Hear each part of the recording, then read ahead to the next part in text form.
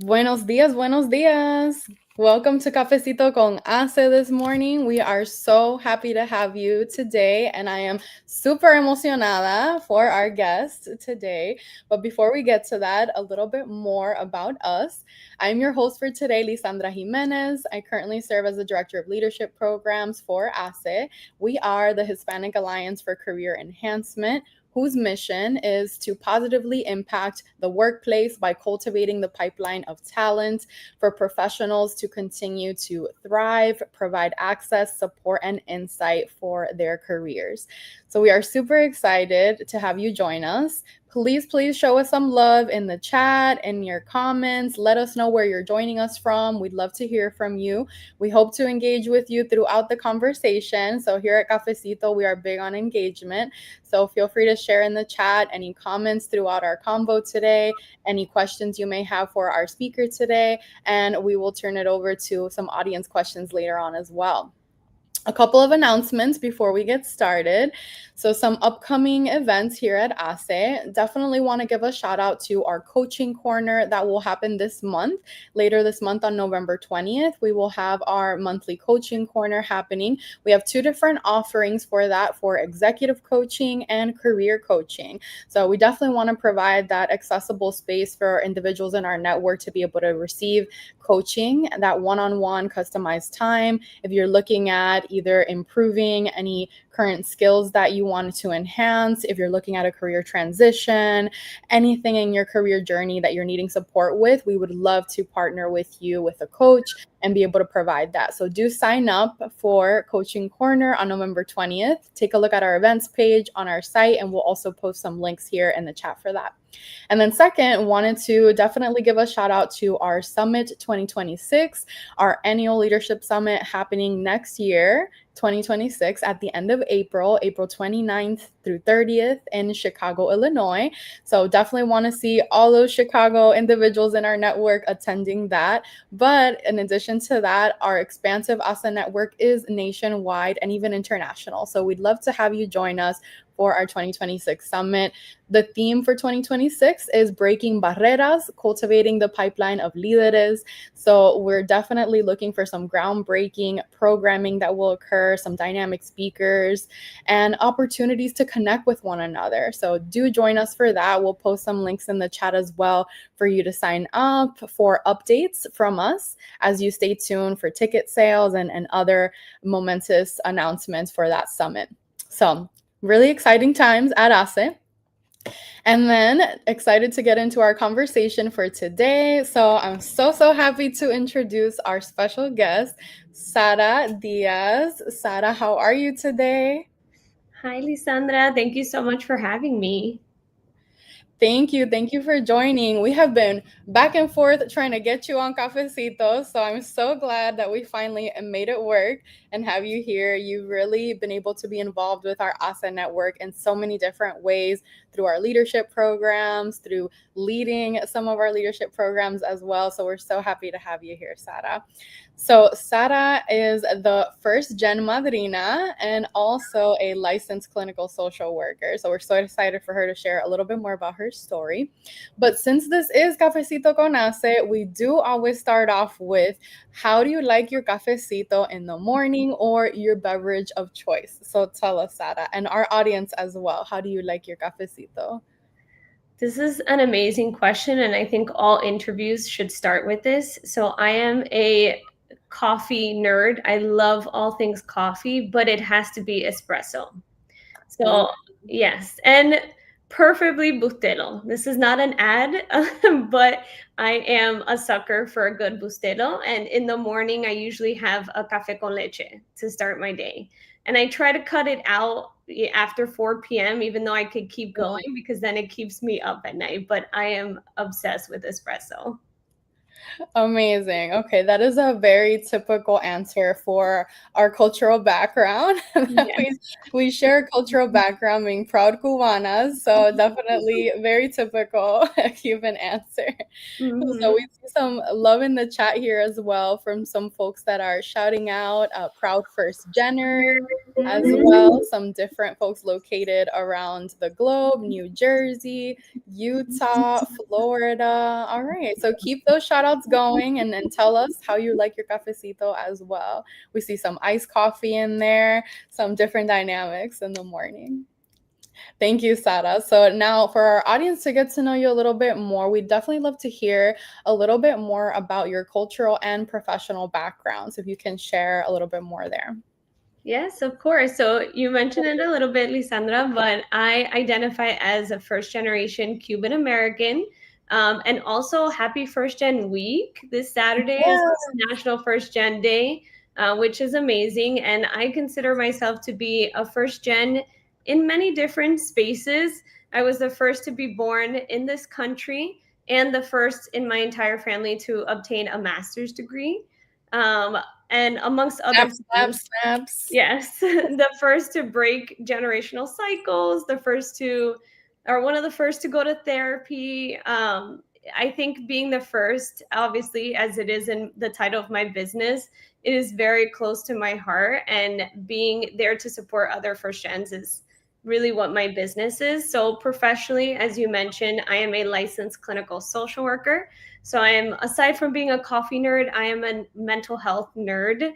I became a social worker really after navigating my own anxiety journey, especially as a college student, and seeing the stigma that it brought with it, especially within our own community, which makes me really sad, within our Latinx community. So I really knew that it was going to be my mission, even as a college student, to become a social worker and slowly break those barriers and breaking that stigma, right? Because if we needed the support, the mental health support now, right, we need it now more than ever. So I really started the First Gen Madrina to be that support and be that quote unquote godmother figure in the most modest way possible, and be able to support others that may not feel comfortable talking to their family about their mental health challenges. So professionally, I'm a clinical social worker and I have my own business.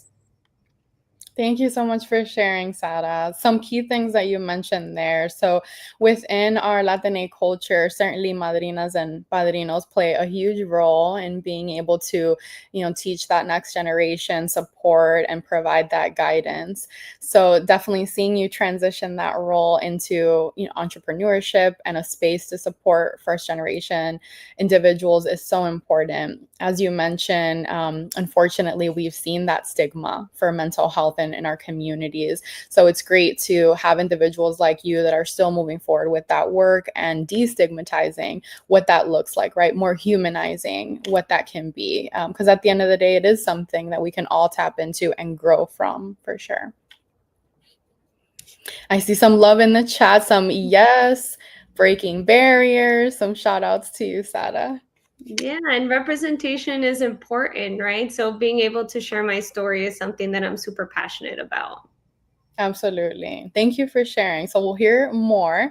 If you can talk a little bit more about, you shared that you've really dedicated your work to supporting first gen individuals from specifically the Latina community and beyond, right? What do you consider some of the barriers that you have personally broken in doing the work that you do within the mental health arena and social work as well? First I want to say that this is still a work in progress, right? Because it's going to take a lot of unlearning and a lot of peeling the layers of the onion when it comes to the barriers with mental health. But I think the biggest one that we've kind of talked about a little bit is breaking the barrier of lack of visibility and representation. And I mentioned that I'm very open about sharing my personal story, but that's because I've been able to do the inner work to be able to do that, right? So being able to show up and share my story, especially with college students, it is there's no greater joy that I have than speaking in front of college students and having them come up to me and saying, you are the first person that has been real and that has been vulnerable, not just from a professional lens, right? Because yes, this is the work that I do professionally, but from a personal lens, to be able to openly share how I've overcome or how I learned how to manage my anxiety and how I can inspire other folks, especially college students, to do that as well. I think that has been the biggest barrier that I'm trying to break, is being open and sharing, because we all have our journeys, right? We all have our stories, and we deserve the support. We deserve to take care of ourselves. So that's really what I try to do. And when I show up on social media and trying to be vulnerable and saying, hey, I'm a social worker, but I also go through these things, right? I'm also human. So that to me has been a huge part of my mission, is being able to break the lack of visibility or the lack of representation within our community.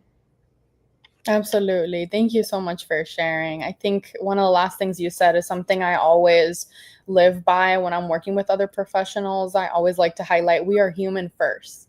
Mm. Right? So we are not exempt from any of those emotions or struggles that others may be going through, despite, succeeding in our professional lives. We're still human at the end of the day, right? Exactly. So, and I would also say, to your point of representation, having someone, to your point, that has been through these struggles really helps create that lack of gap that there may be for someone else who hasn't been through that, and an individual speaking to another from that same experience lens can go so much further, right, with that representation. Exactly. It almost gives, I don't want to say an allowance, right? Because I don't want to ever give someone allowance. That has to come from them. But in sharing my story, it breaks down that barrier of, okay, I'm not alone. I'm not by myself in this journey. And that's another reason why I named the business the First Gen Madrina, to be able to provide that one-on-one support as well. Right. That open door. Mm-hmm. Want to highlight some love in the chat here. So some folks are mentioning the tangibleness of that real experience, right? People really needing to know and hear some more of these topics. And also mention of therapy. Going to therapy was one of the best decisions. Yeah. Still use what I learned in that space. So definitely want to highlight some of those. Yes, I will be open and sharing with you guys that all good therapists need their own therapist, right? That is just, again, to go to show you that we're human at the end of the day, and we all deserve the same type of support. I don't think we often think about that. So that is so real for you to share. Mm-hmm. Thank you so much. All right, I'll move on to our next question. But as I do that, audience, as you're hearing from Sara, please do share in the chat if you have any questions you'd like us to highlight for Sara. We'd love to hear from you and elevate some of your questions as well. So feel free to post those in the chat. So Sara, speaking of the transition that you made from the social work industry, right? You made the decision to go into entrepreneurship and have the First Gen Madrina as your entrepreneurial venture. So can you tell us more about how creating your own coaching, consulting practice, and also podcast, by the way, so triple threat, what do you feel like surprised you the most about making that shift? So first, I can't ever take off my social work hat. I consider what I do now to be non-traditional social work, but I'm still doing it, right? It's just involves more of mental health education. So I just wanted to take note of that, because there's also a lot of social workers out there that may want to go into entrepreneurship and think that they can't, and we can definitely do it with our degrees. But honestly, I think what surprised me the most was just the simple fact that I can actually do it, that I could have my own business. I spent so much time limiting myself. I had this idea for the business probably almost 2 years before I actually did it. But I spent so much time with those limiting beliefs, so much time with that horrible, horrible imposter syndrome that I'm sure you guys all know what I'm talking about. That I didn't trust myself to take the leap. I didn't trust that I had what it took to start a business. And there was a lot of inner work that I had to do to become an entrepreneur. It's not as easy and as glamorized as, sometimes what we portray it to be. But I think just the journey of letting go of those limiting beliefs, talking down to my imposter syndrome and validating that I did have what it takes to do entrepreneurship. I think that was the first step, and that's what surprised me the most, just learning how to trust myself. And that is really like, once all those things came into place, that's when I was fully ready to take the leap. So I kind of had to step into a new identity for myself, and give myself that same permission and validation that I give to others, and remind myself that I was fully capable of doing this. But yeah, every part of my journey has become a fuel to help others, but it all had to start with me. So I think that was the most surprising part of the shift, was recognizing like, oh wait, you can do so much more than what you thought you could. So I think that's a powerful message to send out to the community as well.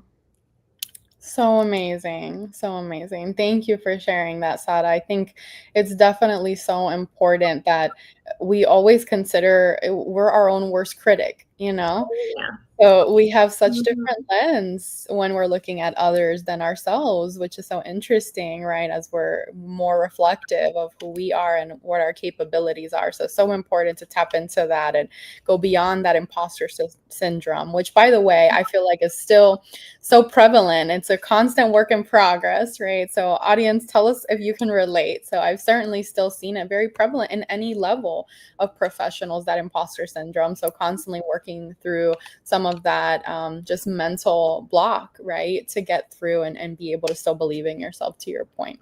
Yeah, and imposter syndrome is, even though it's like, it makes me cringe, it's one of my favorite things to talk about, because there is still not enough research out there on how imposter syndrome impacts the first gen community, and how it impacts people of color or the BIPOC community, which is kind of crazy to think, because we are the ones that experience it the most. But it's still something that is not exactly understood, and the original term is actually imposter phenomenon. Somewhere down the line, somebody changed it to syndrome, right? And what do we do when we think of a syndrome? We internalize it, right? And that's why imposter syndrome is such a big thing. But when we go back to the original root of the word and think about phenomenon, it's still something that's not understood. So now there's more research coming out on how it impacts people that look like us, which I think is amazing. But at the end of the day, the message is to make sure that we learn how to manage it, because it can really keep us from taking the leap and doing the things that we want to do. That's such an interesting insight. Thank you for sharing that, because I definitely was not familiar with that shift, and almost gives it like a negative connotation when it changed down the line. Exactly. So that's so important to know. So you heard it here. Imposter phenomenon is what we want to keep in mind, right? And getting past. Hmm. Thank you, Sara. All right, I don't see any audience questions just yet. Keep those coming. Keep those comments coming. We'd love to hear any questions that you have for Sara, so let us know. So, Sara, as we think about your journey that you've shared with us, when you really consider any challenging moments that you've had along the way, whether that maybe dealt with burnout, or you mentioned imposter syndrome already, maybe the process of building your business and growing it, right? Tell us, what has ultimately led to the greatest personal growth for you and really shaped who you are as the first gen madrina today? So I've definitely made it a point to acknowledge here that I am human at the end of the day, right? And all those challenges definitely have brought me to where I'm at right now. Burnout, which is something that we all experience, actually, I think taught me the importance of setting boundaries and rest, which are two things that my culture did not really teach me, right? So if you are part of the Latinx community, you probably understand that we weren't taught how to put up boundaries or how to take time to rest. And burnout really taught me that those two things are critical. Imposter syndrome definitely made me realize that my lived experiences are a part of my expertise, right? They're a part of what I have to bring to the table as a mental health professional. And I think overall, building the business has taught me that I need to trust my voice and I need to trust my vision, even though sometimes things don't go as planned. It is important for us to overall trust ourselves. So I think it really, the ultimate thing also when it comes to what has shaped me is recognizing that being a first gen is a superpower. So I started to see it, or I saw it mostly as a challenge or maybe as a sign of weakness sometimes, because there was only so much that I knew, because I didn't have anyone to teach me or anyone before me to be a role model really until after I had graduated. I didn't have anybody that really was guiding me. So I felt like I had to learn everything myself. But really, when I started to acknowledge it as a superpower, I think that's where the game switched, right? It's where I became, or I learned to become more resilient, more adaptable, and really it taught me how to put my mental health first at the end of the day. So I want to encourage everybody that every obstacle that's being put in place for us, sometimes it's an invitation to grow. My biggest motto, I think, in the business has become, you cannot grow in comfort, which has been a huge challenge for me because I loved to stay in comfort. But really starting this business has changed me. I don't think I'm the same Sarah that I was 2 years ago. Sometimes I don't believe the things that I have done. But I think overall those lessons have shaped me and the First Gen Madrina, not just as a brand or a business, but really as a movement that's rooted in community and healing and really in collective power, because again, we need collective power now more than ever. Absolutely. Thank you so much for sharing those insights, Sara. Going back to the we are human, right? And being able to continue to look within ourselves to elevate and leverage your identity as a superpower. We always talk about that in our leadership programs, as you know, as well, leveraging your Latinidad and having it as a strength, right? Really being able to know where to tap into those different nuances that you gained from that cultural experience and just who you are, right? And utilize that as a positive for sure. Well, thank you so much for sharing that. So I do see some more love in the chat here about, conquering the phenomenon of imposter syndrome, right? Being able to create mindset shifts. Si se puede. So definitely some love in the chat there. So Sara, I'll ask you as we wrap up our conversation, what are you hopeful for, would you say? Whether it's, thinking about the first gen community, thinking about mental health awareness that you're consistently navigating as well in Latinx spaces, or just something that gives you hope for this year?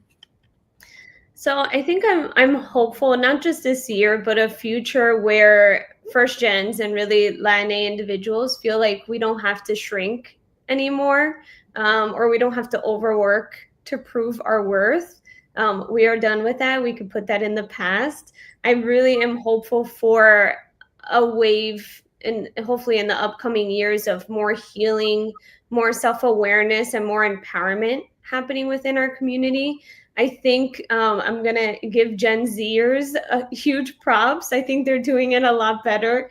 We're coming around, right? But I think they are really open to getting the mental health support that they need. They're very open to community. So I try to follow in their lead as much as possible. But I think that, like I said before, collective power is so important, and it is a huge part in our healing. So being able to share our stories again after doing the work, right? That's really important. Being able to share our stories really does help to make a change and to bring the community together. So my hope is that that opens the door for people to take better care of their mental health and to realize that they're not alone in their journeys, right? We're done with the isolation. We have, thankfully, the digital world to keep us closer together. And that's really my hope, is to make sure that no one has to go through their journey alone. Amazing. Thank you so much, Sara. So we took collective unity and power, being able to overcome the imposter phenomenon, and really leveraging your identity as a positive. Definitely key takeaways from today. Thank you so much, Sara, for this great conversation and joining us for our cafecito. We look forward to continuing to work with you and our audience. Thank you for joining us today. We hope to see you next time on Cafecito con Ace. Adiós. Thank you.